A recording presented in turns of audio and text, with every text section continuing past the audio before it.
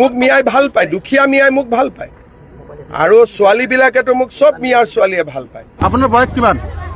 80। নাম? নালভালি। ঘৰ ক'ত? চিতকটা। আপোনাৰ বয়স কিমান? 80। নাম? নালভালি। ঘৰ ক'ত? চিতকটা। যোনে যেনেকে পাৰে মিয়াক কষ্ট দিয়ক না, আপুনিও দিয়ক না।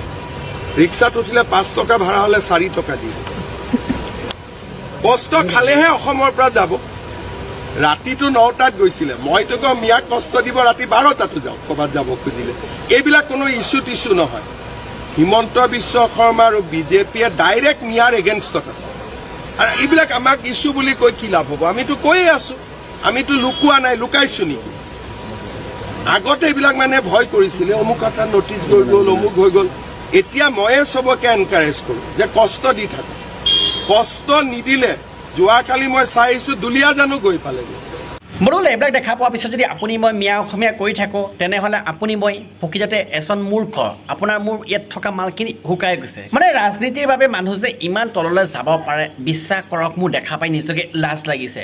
এবাৰ ক'ব যে মিয়াক অসমৰ পৰা খেদিব লাগে, আকৌ অসমৰ পৰা যদি খেদিবই আছে তেনেহ'লে আকৌ নিজৰ মানে বিজেপি চৰকাৰখনত আকৌ কিয় গোটাই আছে? কৰিব লাগিব, আমাৰ উন্নয়নৰ চিন্তা কৰিব লাগিব। আমি এইখিনি কৈ আছো, মোৰ তৰফৰ পৰা যদি কিবা ভুল কাম হৈছে, শহীদ আলী, হজৰত আলী, মানে এতিয়া যে হজৰত আলী বুলি যে ক'লে অন্ধভক্ত, মই তহঁতক সুধিছোঁ এতিয়া কি দেখা পালি? এইখিনি মিয়া নে অসমীয়া?